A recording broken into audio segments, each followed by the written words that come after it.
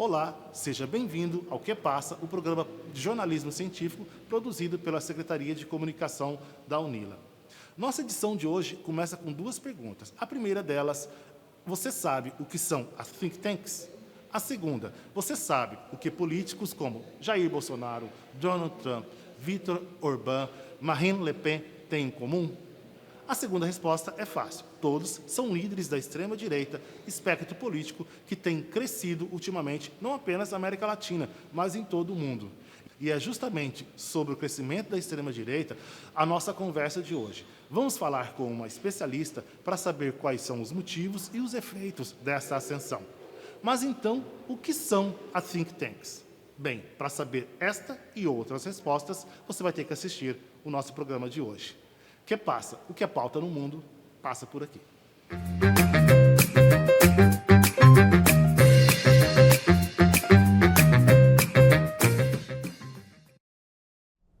Olá, começa agora mais um Que Passa, o programa de jornalismo científico produzido pela Secretaria de Comunicação da UNILA, que discute os temas que estão em destaque na atualidade. E um dos temas que estão em destaque nos últimos anos é a ascensão da extrema-direita, ou da extrema radical, como alguns preferem.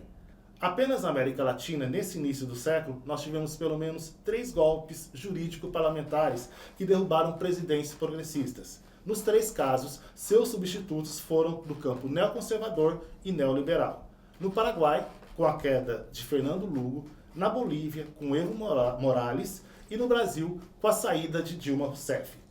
Isso sem falar de líderes da extrema-direita como Nayib Bukele, presidente de El Salvador, que sob pretexto de diminuir a violência, estaria cometendo graves ataques aos direitos da população.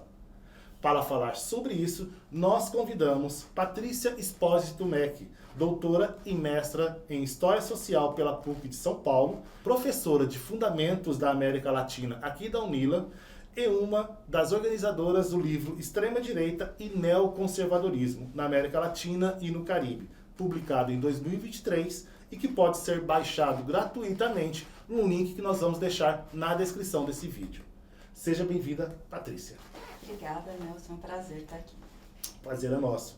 Patrícia, assim, como pergunta inicial, gostaria que você se definisse para nós, para que as pessoas leigas mesmo possam entender, qual que seria a diferença entre a direita e a extrema-direita? Bom, para explicar a diferença entre direita e extrema-direita, a gente precisa fazer um pequeno recuo histórico e explicar como é que surge a ideia de direita e esquerda. Essa é uma ideia que está vinculada à Revolução Francesa. E na Revolução Francesa, os deputados, os comissários que se sentavam à esquerda do parlamento, eles propunham a mudança social, né? Propunham transformar aqueles que eram súditos em cidadãos, propunham direitos para a população, propunham a construção de um Estado que era um Estado que, de alguma maneira, atendia às necessidades e os anseios populares. Enquanto no campo da direita, no espaço à direita da Assembleia Nacional ou da Assembleia Constituinte, se sentavam aqueles que pretendiam conservar a situação.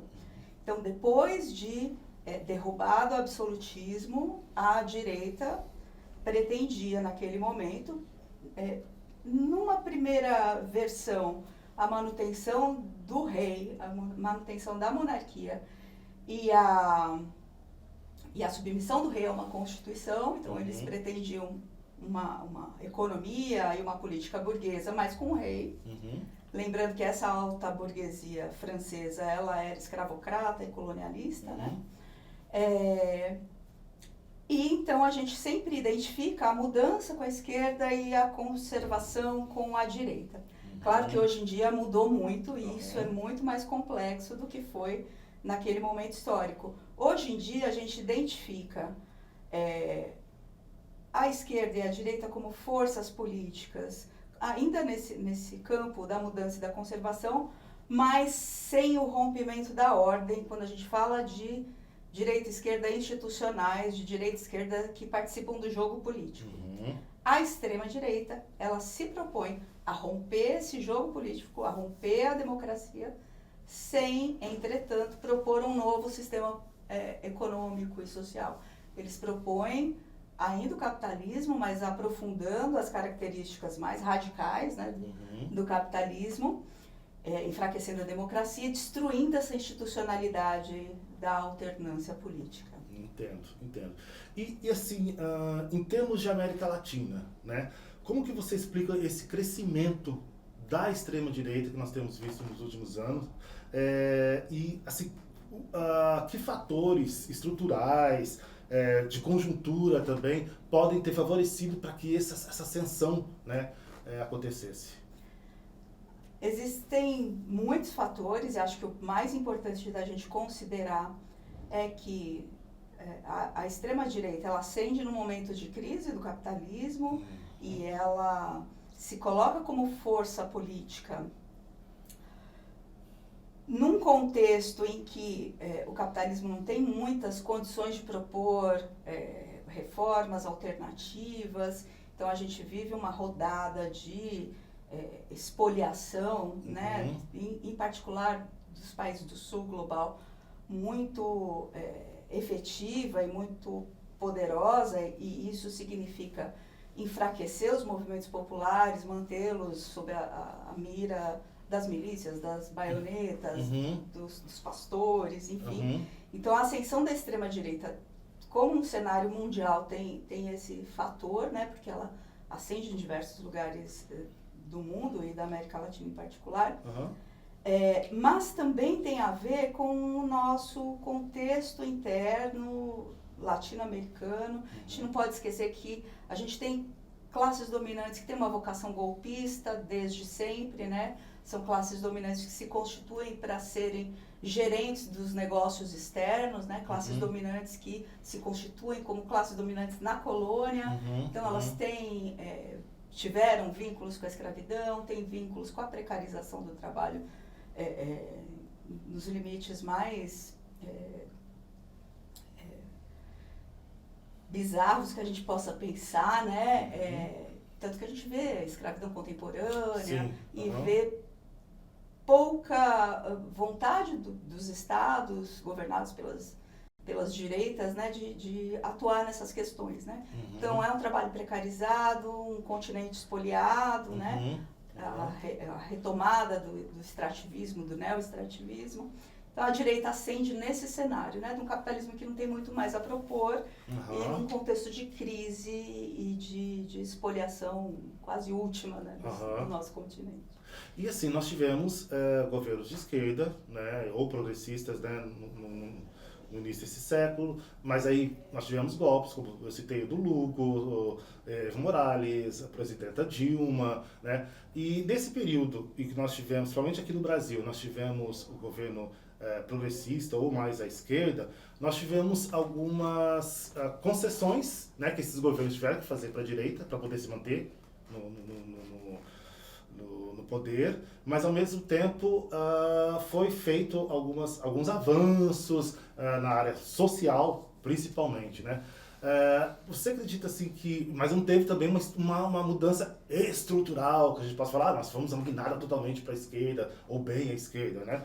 Você acredita que essas concessões, né, tanto essas concessões que foram feitas para a direita, quanto também esses pequenos avanços que nós tivemos, principalmente no campo social, fizeram com que houvesse uma reação da direita para conter isso? Tipo assim, eu não quero que determinada classe ascenda socialmente, economicamente. Você acredita que teve uma reação a esses avanços, mesmo mínimos que nós tivemos durante os governos de esquerda? Sim, em determinados aspectos e não em outros. Vou tentar explicar o que eu estou querendo dizer. As esquerdas dessa chamada onda rosa, né? E aí onda rosa, por que existe esse nome? Porque eles não são vermelhos, né? Eles não propõem uma ruptura, não são comunistas, eles se propõem a gerir o capitalismo. Então a ideia é reformar o capitalismo, humanizá-lo, torná-lo menos desigual. Mas isso foi feito num contexto em que, E aí, retomando os anos 90, a União Soviética desapareceu, as esquerdas na América Latina foram derrotadas militarmente nas armas, né? A gente não tinha mais esquerdas armadas, as esquerdas que propunham um projeto revolucionário abandonaram esse projeto em grande medida. Claro que existem ainda setores que ainda sustentam e propõem isso, mas eles não estão na institucionalidade, né? E essas esquerdas derrotadas aceitaram participar do jogo político como partidos, né? Como partidos, se colocaram no jogo político sem romper a ordem capitalista, jogando o jogo da democracia burguesa e foram fazendo concessões, né? Então, quando a gente olha, no caso brasileiro, a gente tem nos anos 90 um governo que era de direita, mas não se assumia porque era feio dizer que era de direita, né? Que fez reformas neoliberais, os primeiros ajustes estruturais de redução do Estado, de mudança na concepção das pessoas do mundo do trabalho, em relação a direitos. E aí a primeira onda de governos de esquerda, do ponto de vista econômico, continuou na mesma toada. Então, as reformas que a direita propôs, a esquerda também propôs. A grande diferença é que era um cenário onde começava a emergir a China como um grande comprador de commodities e alguns países latino-americanos que tinham processos de industrialização em curso ou, de certa forma, algumas etapas já realizadas, voltaram atrás, abandonaram, se desindustrializaram e voltaram para uma economia agroexportador. Brasil um deles, né? Brasil, com a renda do agronegócio, a renda da soja, procurou garantir direitos de cidadania, acesso a bens, garantir uma minimização da desigualdade com essa renda. Então, por um lado, manteve as políticas neoliberais, tentou fazer essa redistribuição, e aí foi muito importante, né, essa redistribuição, porque a gente partia de um patamar muito baixo, né? Mas uma parte substantiva dessa redistribuição de renda foi feita mercantilizando aqueles que são os direitos de cidadania. Para te dar um exemplo, nós estamos numa universidade pública, importantíssima que tenhamos vagas nas universidades públicas, mas a maior parte das vagas foi para as universidades privadas. E o Estado financiando, né, via FIES, etc. Então, se tratou, neste caso, né, que eu estou trazendo como exemplo, de transformar um direito de cidadania num direito mercantilizável. Mesma coisa aconteceu com o direito à moradia, que nos anos 80, 90 eram pensados via mutirões, agora é financiamento, uma casinha que é super esquematizada, né? Quem ganha são as construtoras. E aí há todo um universo de direitos que foram, de cidadania, que foi implementado pelo consumo, né? Isso cria uma outra sensibilidade nas pessoas e cria um deslocamento da ideia de direito. As pessoas acabam, em grande medida, achando que é a meritocracia, o seu esforço pessoal, descolam isso de política pública, não entendem como fui eu que consegui. Isso. E aí essa é, de alguma forma, também um tiro no pé que os governos de esquerda deram, né? Porque fomentaram um consumo acrítico via mercantilização, né? E cada vez mais a gente tem espaços da nossa vida mercantilizáveis, sem politização, né? Então, também tem esse fator. Ou seja, essas pessoas que ascenderam, né, durante os governos progressistas são hoje justamente aquelas que apoiam a direita, né? Exato. Aí tem um outro fator para a gente considerar, que é a mudança no mundo do trabalho.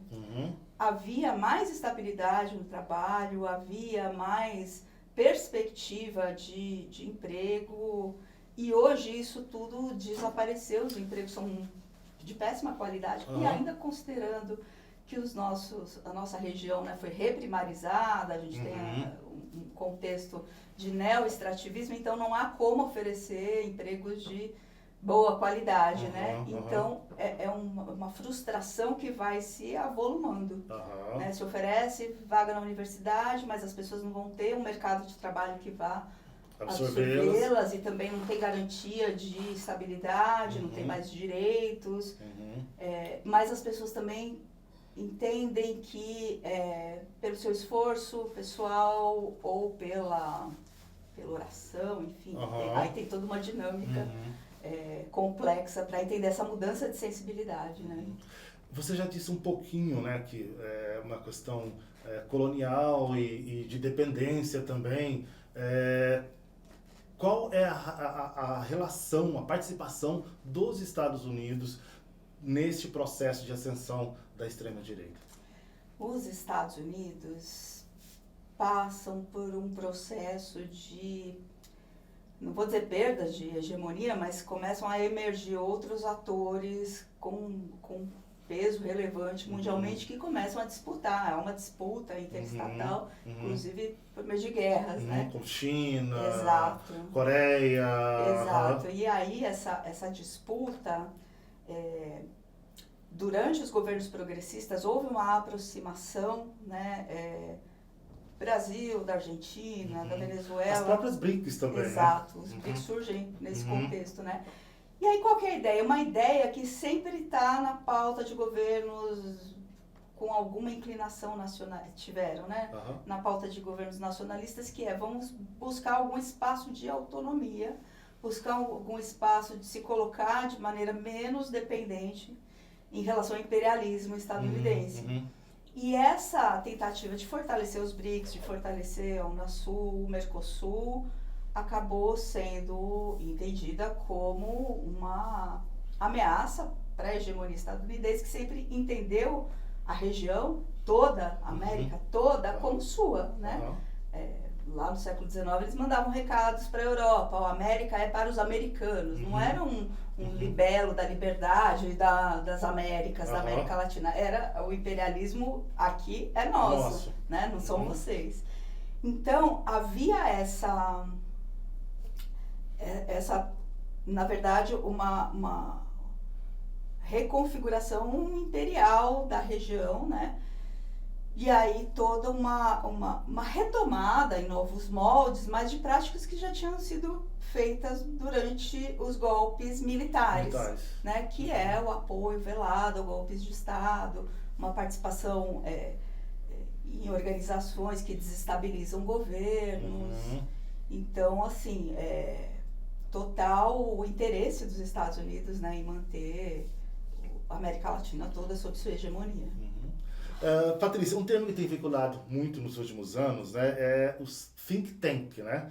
O que são os think tank, como que eles têm interferido na sociedade, na opinião pública, nos governos, nas decisões mesmo governamentais, né? E qual o papel deles para a ascensão de líderes da extrema-direita?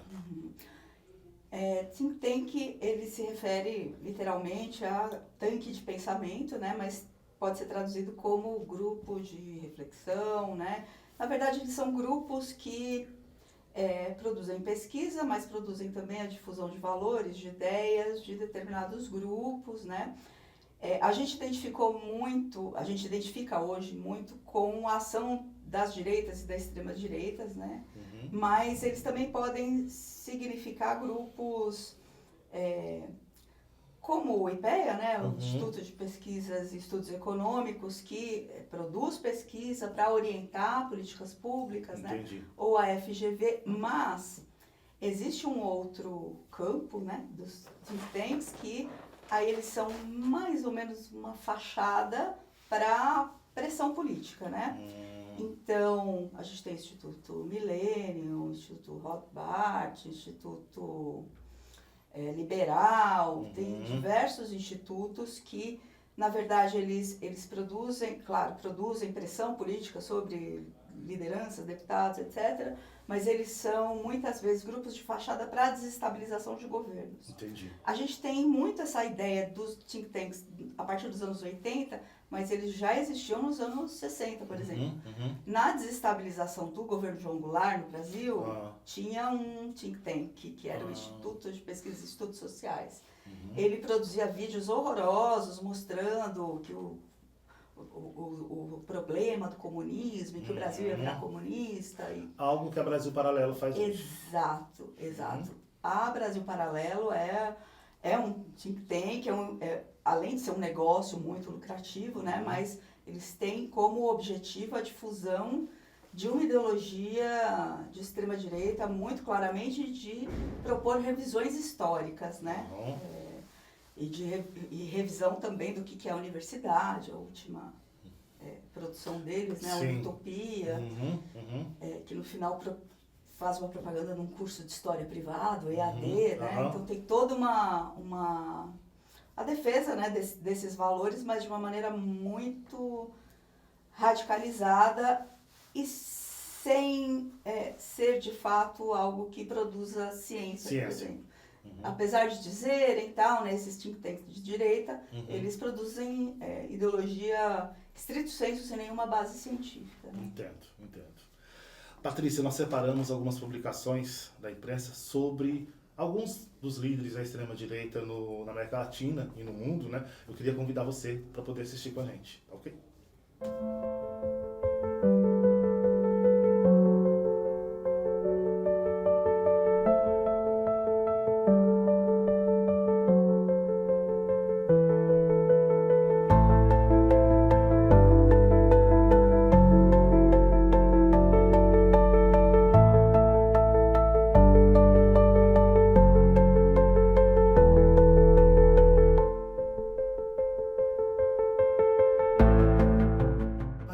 Apesar de ser alguns exemplos aqui de como a imprensa, né, mostra os líderes da extrema-direita, como é que você avalia esse modo como a imprensa tem se portado e tem retratado a ascensão da extrema-direita e também os seus líderes, tanto aqui no Brasil como no restante do mundo?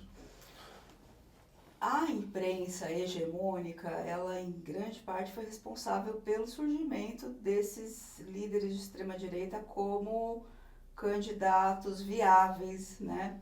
Se a gente lembrar as aparições do Bolsonaro na TV, ou mesmo o Donald Trump, e aí, mais que aparecer na imprensa, tinha um programa, O Aprendiz, nos Estados Unidos, de várias temporadas, né, que o alçou a condição de personalidade pública muito conhecida lá. O Javier Milei foi o candidato, nos últimos anos, que teve mais tempo de imprensa. Ele fazia participação em programas, esses programas de TV, de variedades, ele ia dar dicas econômicas, e aí fazia aquelas coisas histriônicas que ele faz até hoje na presidência. Então ele teve muito tempo de TV. O Bukele, ele é filho de um marqueteiro, que era o marqueteiro do Partido Progressista em El Salvador, e o Bukele é um cara interessante porque surgiu na esquerda, né? Surgiu na frente Farabundo do Partido de Libertação Nacional, rompeu e criou seu partido de extrema-direita, mas também ligado ao mundo da publicidade, né? Então a característica que vai unificar essas lideranças é que eles tiveram uma grande inserção na mídia tradicional, tiveram espaço de internet, que aí não é a mesma característica das lideranças mais contemporâneas, né? Essas mais contemporâneas já surgiram na internet sem tempo de TV, mas há outras lideranças que também não apareceram na TV primeiro, mas que são importantes da gente prestar atenção, porque surgiram nos think tanks, né? Por exemplo, Kim Kataguiri. O Kim Kataguiri, ele era um dos participantes do Movimento Brasil Livre, que era uma organização criada dentro do think tank para responder ao passe livre, né? E ele também era um cara que surgiu no universo gamer, ele não surgiu na política, né? Então a juventude o conhecia, né? A juventude mais jovenzinha mesmo, 12, 13 anos. Então, grande parte dos seus eleitores são esse público desse universo, que não acompanha mais a TV aberta. Né? E Como eu falei também, já voltando mais uma vez ao início do programa, né, nós tivemos pelo menos 3 golpes jurídico-parlamentares que derrubaram presidentes progressistas na América Latina. Né, para o Fernando Lugo, Evo Morales e a Dilma. Né? Como você vê agora a participação do judiciário nesta ascensão da extrema-direita? O judiciário, ele sempre participou em todos os golpes, né? Todos os golpes que existiram na América Latina, seguramente, mas provavelmente todos os golpes o judiciário precisa apoiar, porque senão ele derruba o golpe, né? E aí a gente tem uma participação muito ativa do judiciário, inclusive na desestabilização, né? Lembrando toda a questão da Lava Jato, da prisão do Lula, e isso se reproduziu de alguma forma nos outros países da América Latina, né? Também atacando as empresas estatais, também atacando esse sistema político, também em colaboração com a imprensa. Não dá pra gente esquecer, né? Que saía aqui do Paraná, chegava na Rede Globo as informações todas, né?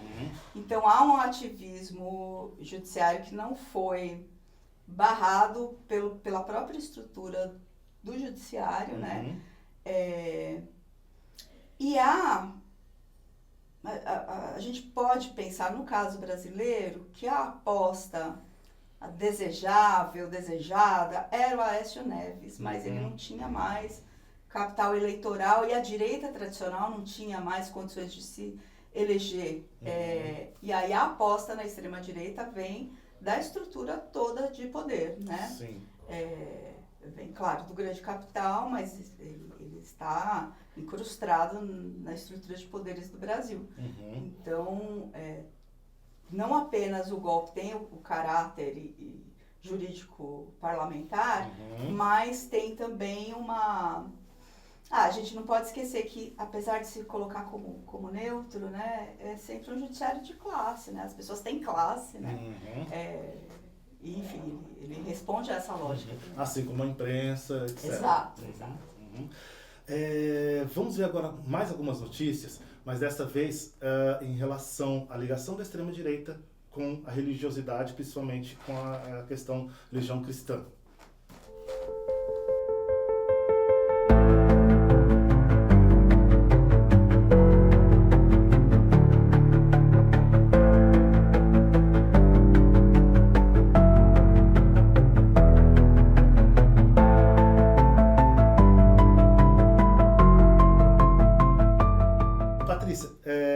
Esses recortes, né, eles mostram que há uma aliança muito forte, né, entre os setores religiosos, principalmente cristão, e os políticos de direita, né, a ponto até ultimamente de haver uma guerra entre eles por falta de apoio nas eleições municipais de 2024. Né? Como é que você avalia esse impacto destas alianças entre a extrema-direita e a questão da religiosidade cristã? Porque não é de hoje, né, que elas fazem aliança e muitas vezes fazem uma separação quando isso vai trazer benefício para ambas, né? As direitas evangélicas, elas tiveram uma atuação a partir dos Estados Unidos, né? Inclusive no apoio aos regimes militares latino-americanos, né? Então, enquanto a gente tinha uma esquerda mais ligada à teologia da libertação, que tinha vínculos com as guerrilhas, né? E tinha uma igreja católica. Exato. E aí pela América Latina toda, né? A gente tinha em El Salvador, na Colômbia, na Guatemala, sempre uma presença muito grande da igreja e seus vínculos com as esquerdas, né? Como contraponto a isso, os Estados Unidos fomentava o evangelismo, inclusive o televangelismo, como uma forma também de combater, no próprio campo do cristianismo, as organizações religiosas que caminhavam ali para a esquerda. A partir dos anos 90, sem essa ameaça, né, da teologia da libertação vinculada à esquerda revolucionária, essas igrejas evangélicas, elas foram cada vez mais se tornando igrejas que assumiam uma subjetividade neoliberal e propunham uma teologia da prosperidade, né? Então, aquilo que é o mais elementar e que ficava como um substrato bem distante na cabeça de muita gente, que é a ideia da predestinação, né, lá do Lutero e tal, que não dá para saber quem é o predestinado, mas haverão sinais, né? Sinais materiais era o que denunciava isso. Essas direitas evangélicas radicalizaram isso a um ponto, né, de aí prometerem a prosperidade, né, de prometerem a riqueza material, que é uma forma de prometer o paraíso, né? Então, se você tiver fé, e aí de novo, é a privatização total. É o indivíduo, não é? Então, se você não conseguiu, é porque você não teve fé suficiente. Né? Privatização do indivíduo. Exato. Você não se esforçou, você não orou, você não acreditou como deveria, né? Então, a privatização do fracasso também, né? Essa subjetividade foi muito bem capturada pelas igrejas evangélicas, que ao mesmo tempo dão um sentido de coletividade numa sociedade em que isso está cada vez mais atomizado. Em muitas comunidades, né? É a igreja que dá algum suporte para os indivíduos, para as pessoas. O Estado não chega muitas vezes, então os pastores têm muito poder, né, sobre as suas comunidades. Sim. Então é um dilema. E aí, claro, tem a questão do envolvimento do capital político, tem relações com milícias, então é todo um entramado, né, muito complexo de relações entre essas novas sensibilidades do capitalismo com novas sensibilidades religiosas, com novas formas de contenção da população, né? Porque em certa medida se trata disso, né? Manter a população sempre num ponto abaixo da insurgência, Sim. né? Então é violência armada por um lado, a igreja por outro. O Estado, ou a mão do capital, na verdade, né, ali sempre subjugando as classes para que não... Isso, sempre impedindo que ela chegue no ponto de ebulição. Né?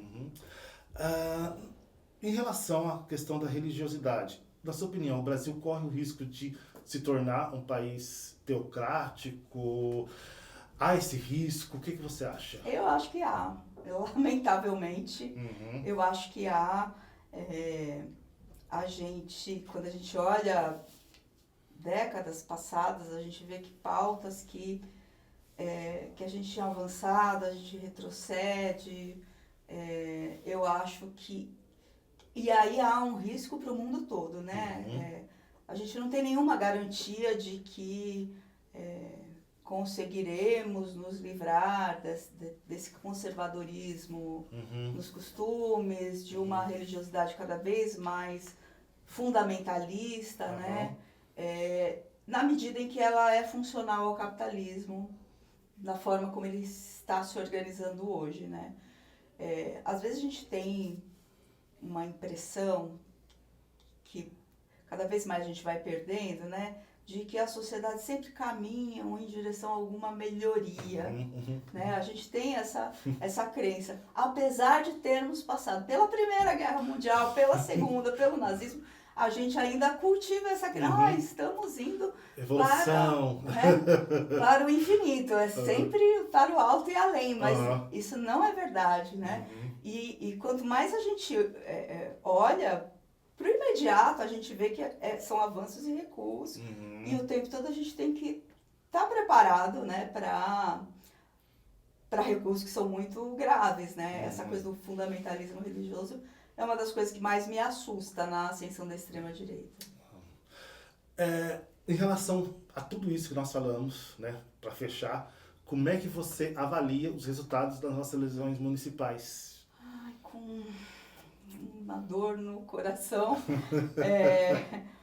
Os grandes vitoriosos no caso dessas eleições, ainda tem segundo turno e Uhum, tal, uhum. mas o centrão, né? O centrão e essa coisa do toma lá da cá, o bolsonarismo também sai fortalecido, com novas figuras aparecendo. E aí acho que é importante a gente pensar que muitas vezes a gente fica tentando encontrar algum discurso racional para a política, encontrar um candidato ideal para a política, e esse é um momento em que vai ficando claro que não tem racionalidade no voto, né? Uhum. Porque veja o que aconteceu em São Paulo, né? Sim. O Pablo Marçal, que quase chegou ao segundo turno. Isso é afetividade em jogo, né? Uhum. Então, há um entendimento por muitas camadas da população que aquilo não diz respeito a ela. Então, vou votar no cara estriônico, no cara que me diverte. Uhum. Tem um pesquisador de direito, que é o Alisson Mascaro, que ele diz isso, né? Ele fala, olha, quando a extrema-direita, quando o capital precisou colocar palhaços no governo, ela fez isso desde o século XIX, não é de agora, Sim. né? E não tem necessariamente uma racionalidade nas escolhas populares, né? Porque muitas vezes as camadas populares, elas têm razão nisso, aquilo que está aparecendo na política institucional, de fato, não diz respeito a elas. Né? É uma disputa entre grupos, camadas dominantes que não diz sobre o seu cotidiano, né? Então, vota no cara que vai trazer algum entretenimento. Ou que vai bagunçar um pouco o que está tão bem estabelecido. Patrícia, muitíssimo obrigado por sua participação aqui no Que Passa. Acho que foi bem assim, elucidativo pra gente. Acho que a gente aprendeu bastante, tá? Espero que você volte outras vezes aqui pra gente conversar mais um pouco. Eu que agradeço, Nelson, e espero voltar. A você que esteve até agora conosco, muito obrigado. Eu espero que você tenha gostado também, como nós gostamos, dessa edição do Que Passa. Se inscreva no nosso canal, coloque o alerta do sininho para que quando nós tivermos novas edições você possa ser avisado, e até o próximo programa.